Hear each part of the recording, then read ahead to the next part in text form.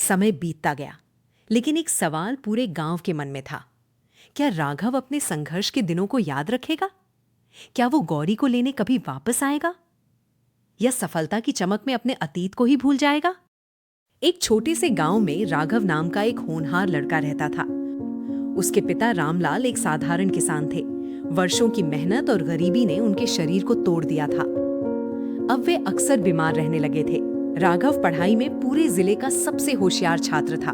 उसका सपना था कि एक दिन वो कलेक्टर बने और अपने माता पिता का नाम रोशन करे। लेकिन रामलाल के मन में एक ही चिंता थी।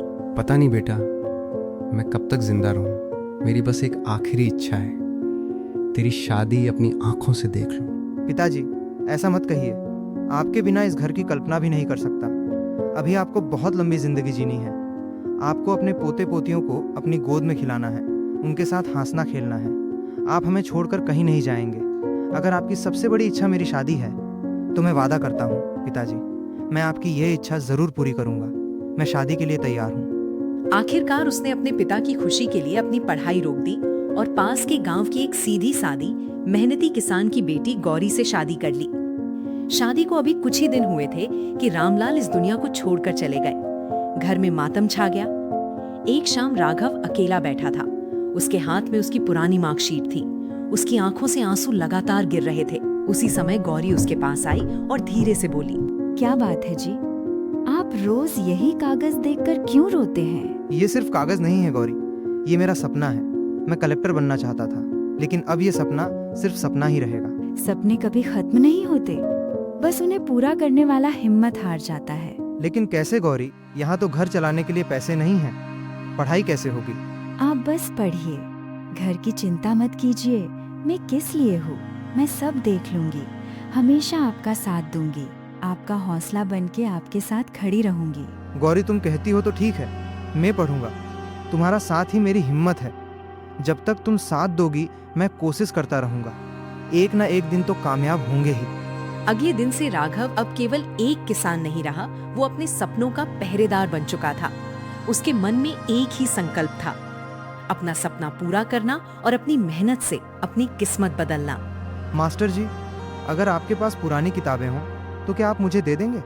मैं पढ़ना चाहता हूँ। बेटा राघव, ये किताबें अब तक मेरी अलमारी में बंद थीं। आज इनका सही मालिक मिल गया। बेटा, मन लगाकर पढ़ना, इन्हें संभाल कर रखना और याद रखना, किताबें इंसान की सबसे सच्ची दोस्त होती हैं। धन्यवाद मास्टर जी, मैं वादा करता हूँ एक एक पन्ना पूरी मेहनत से पढ़ूंगा।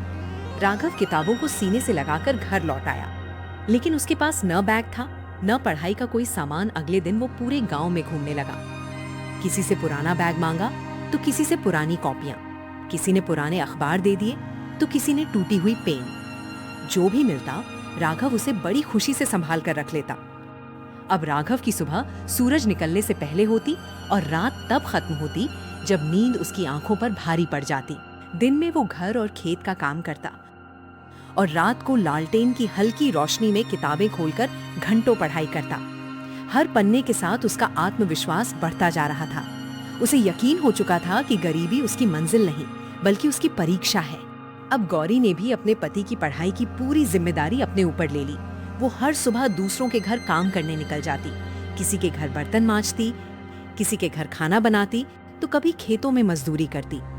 दिन भर की मेहनत से जो पैसे मिलते उनसे वो घर का खर्च चलाती और अपने पति की पढ़ाई का हर खर्च उठाती। सुना तुम लोगों ने? गौरी आज भी सुबह से चौधरी के घर बर्तन मांज रही थी। उसके बाद शर्मा जी के खेत में मजदूरी करने चली गई। और करेगी भी क्यों नहीं? अगर वो मेहनत नहीं करेगी तो उसके पति राघव की पढ़ाई कैसे चलेगी? राघव तो अपनी बीवी की कमाई पर बड़े अफसर बनने का सपना देख रहा है। सच कहूँ तो मैंने आज तक ऐसा आदमी नहीं देखा। गांव के लड़के अपने परिवार का सहारा बनते हैं, लेकिन राघव अपनी पत्नी को लोगों के घरों में काम करने भेजकर खुद किताबें लेकर बैठा रहता है। अरे, बड़ा अफसर बनने का शौक चढ़ा है इसे। औकात तो नौकर बनने की भी नहीं है। अपने घर का खर्च तक नहीं संभाल सकता और चला है कलेक्टर बनने। अभी तक बाप की कमाई पर मजे करता था, अब अपनी पत्नी की कमाई पर सपने देख रहा है। उसी समय कुछ दूर खड़ा राघव ये सारी बातें चुपचाप सुन रहा था। गांव वालों का हर ताना उसके दिल पर गहरी चोट कर रहा था, लेकिन उसने कुछ नहीं कहा और चुपचाप वहां से आगे बढ़ गया। गौरी कुएं पर पानी भरने गई। तभी वहां मौजूद कुछ औरतें उसे ताने मारते हुए भड़काने लगी।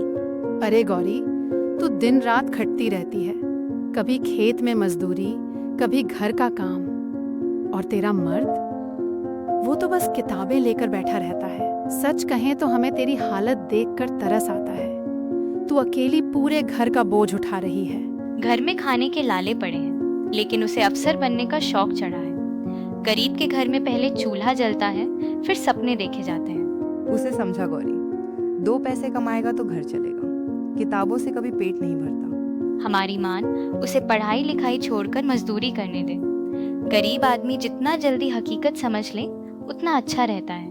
आज मैं मेहनत कर रही हूँ ताकि कल हमारा जीवन बदल सके।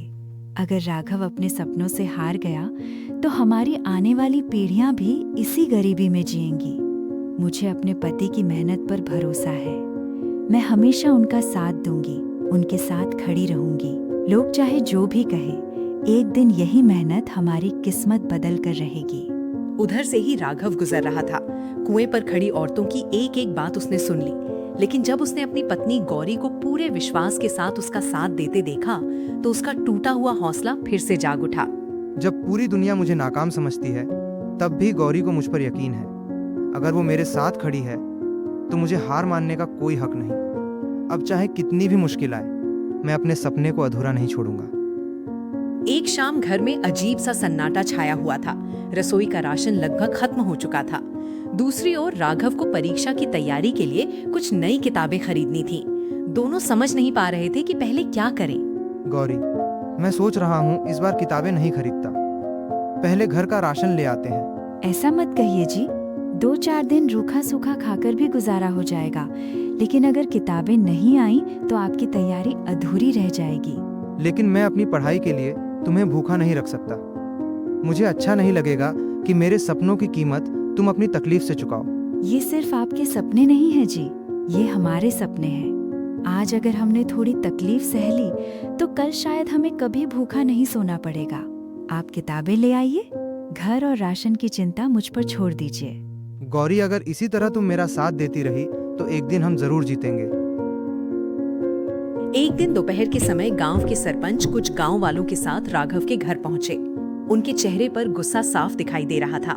राघव, पूरे गांव में तुम्हारी ही चर्चा हो रही है। सुना है तुम दिन भर किताबें लेकर बैठे रहते हो और तुम्हारी बीवी घर घर जाकर मेहनत करके कमाती है। हमारे गांव में ये सब बिल्कुल शोभा नहीं देता। आज के बाद पढ़ाई लिखाई छोड़ दो और खेतों में काम करो। मर्द का काम कमाना होता है, औरत का नहीं। हाँ सरपंच जी, अगर आज इसे नहीं रोका गया तो कल गांव की हर औरत यही करेगी। राघव सब कुछ चुपचाप सुनता रहा। वो कुछ कहना चाहता था, लेकिन बड़ों का सम्मान करते हुए उसने सिर झुका लिया। तभी गौरी आगे बढ़ी। उसके चेहरे पर न डर था, न घबराहट, सिर्फ अपने पति के सपनों पर अटूट विश्वास था। सरपंच जी, क्या सिर्फ मर्द का ही हक होता है घर का खर्च उठाने का? अगर एक पत्नी अपने पति के सपनों को पूरा करने के लिए मेहनत करती है तो इसमें शर्म की कौन सी बात है? शादी का मतलब सिर्फ साथ रहने का नहीं होता, बल्कि एक दूसरे के सपनों और मुश्किलों में साथ खड़े रहने का भी होता है। लेकिन गांव की परंपरा भी कोई चीज होती है। आज मैं मेहनत कर रही हूँ ताकि कल मेरे पति अपनी मेहनत से हजारों लोगों का सहारा बन सके। अगर आज मैं उनका साथ छोड़ दूं, तो पत्नी कहलाने का क्या हक है मुझे? गौरी की बातों के बाद पूरे आंगन में सन्नाटा छा गया। सरपंच के पास भी कुछ पल के लिए कोई जवाब नहीं था। कुछ तानों के साथ तो कुछ खामोशियों के साथ दिल में अनगिनत दर्द लिए दिन बीतते गए। राघव दिन रात अपनी पढ़ाई में जुटा रहा और गौरी हर मुश्किल को मुस्कुराकर अपने आंचल में समेटती रही।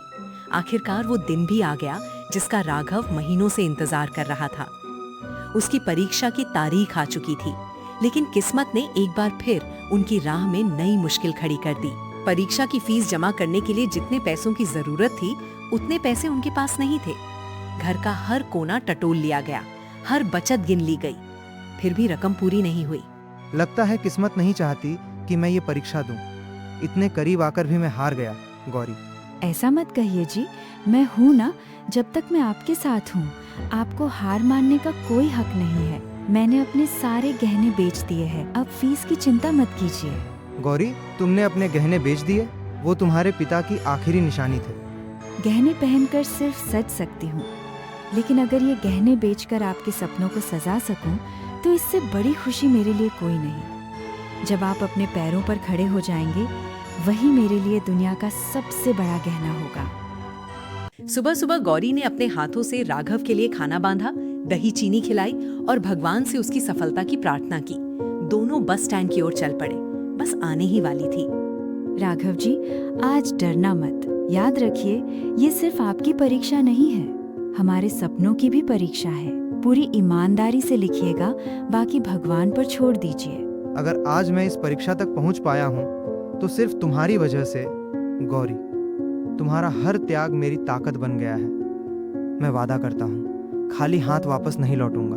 मुझे आपके रिजल्ट से पहले आपकी मेहनत पर भरोसा है। जाइए, आज पूरी दुनिया को बता दीजिए कि गरीब का सपना भी एक दिन सच होता है। राघव परीक्षा देकर घर लौट आया।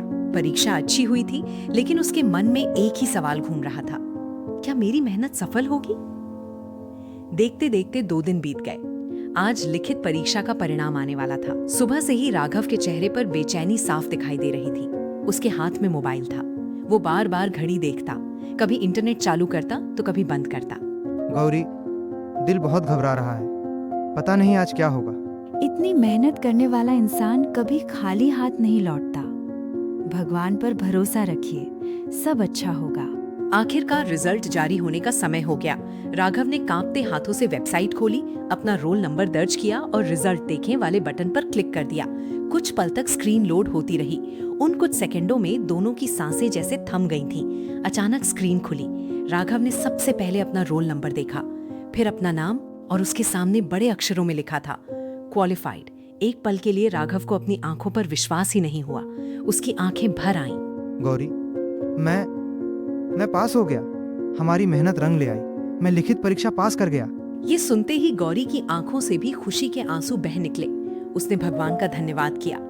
अगले ही पल राघव ने खुशी से गौरी को गले लगा लिया। ये जीत मेरी नहीं, तुम्हारी है गौरी। अगर तुम मेरा साथ नहीं देती, अपने गहने नहीं बेचती और हर कदम पर मेरा हौसला नहीं बढ़ाती, तो मैं आज यहाँ तक कभी नहीं पहुँच पाता। मैंने तो सिर्फ अपना फर्ज निभाया है। मुझे पता था मेरे राघव जी एक दिन जरूर सफल होंगे। दोनों की आंखों में खुशी के आंसू थे। उनकी जिंदगी की पहली बड़ी जीत मिल चुकी थी, लेकिन मंजिल अभी बाकी थी। अब राघव को साक्षात्कार की सबसे कठिन परीक्षा का सामना करना था। लिखित परीक्षा पास करने के बाद राघव पहले से भी ज्यादा मेहनत करने लगा। अब उसके लिए हर पल कीमती था। दिन हो या रात, उसके हाथों में हमेशा किताबें रहती। दूसरी ओर गौरी भी हर रात उसके साथ जागती, कभी उसका हौसला बढ़ाती और कभी भगवान से उसकी सफलता की दुआ करती। राघव जी, बस थोड़ी सी और मेहनत, मंजिल अब दूर नहीं है। गौरी, तुम्हारा भरोसा ही मेरी सबसे बड़ी ताकत है। धीरे धीरे समय बीतता गया और आखिरकार अंतिम परीक्षा का दिन भी आ गया। लेकिन इस बार भी किस्मत ने उनकी परीक्षा लेना नहीं छोड़ा। अंतिम परीक्षा की फीस जमा करने के लिए फिर पैसों की कमी पड़ गई। अगले ही दिन गौरी ने बिना किसी को बताए अपना घर गिरवी रख दिया और परीक्षा की पूरी फीस लेकर राघव के सामने आ खड़ी हुई। गौरी, इतने पैसे कहाँ से आए? घर गिरवी रख दिया। क्या? गौरी, वो हमारा इकलौता घर था। घर ईंट और मिट्टी से नहीं बनता राघव जी, घर अपने लोगों से बनता है। जब तक आप मेरे साथ हैं, मेरे लिए वही मेरा घर है। राघव की आंखें नम हो गईं। आखिरकार वो दिन आ गया। राघव अंतिम परीक्षा देने शहर पहुंचा। परीक्षा केंद्र के बाहर महंगे कपड़े पहने कुछ अमीर घरों के लड़के खड़े थे। अरे देखो, लगता है ये सीधा गांव से आया है। इसके कपड़े देखो, और ये भी कलेक्टर बनने आया है। भाई, पहले ढंग के जूते तो खरीद लेता, फिर अफसर बनने का सपना देखता। गरीबी मेरी पहचान नहीं, मेरी परिस्थिति है। मेरी पहचान मेरी मेहनत बनाएगी। राघव ने पूरी लगन और आत्मविश्वास के साथ अंतिम परीक्षा दी। कुछ दिन बाद परिणाम घोषित होने वाला था। इस बार पूरे गांव की नजरें राघव पर टिकी थीं। राघव कांपते हाथों से अपना परिणाम देखने लगा। अचानक उसकी आंखें खुशी से चमक उठी। गौरी, हो गया, मेरा चयन हो गया, मैं सफल हो गया। ये सुनते ही गौरी की आंखों से खुशी के आंसू बह निकले। उसने भगवान का धन्यवाद किया और खुशी से राघव को गले लगा लिया। पूरे घर में खुशियों का माहौल था। जो गांव वाले कभी ताने मारते थे, आज वही लोग राघव की तारीफ कर रहे थे। सरपंच भी चुप था। किसी के पास अब कुछ कहने के लिए नहीं बचा था। कुछ ही दिनों बाद राघव की नियुक्ति शहर में हो गई। विदाई का समय आया। जाइए राघव जी, अब आपके सपनों की उड़ान शुरू हो चुकी है। मेरी चिंता मत कीजिए। राघव शहर चला गया और गौरी उसी गांव में रह गई। समय बीतता गया, लेकिन एक सवाल पूरे गांव के मन में था।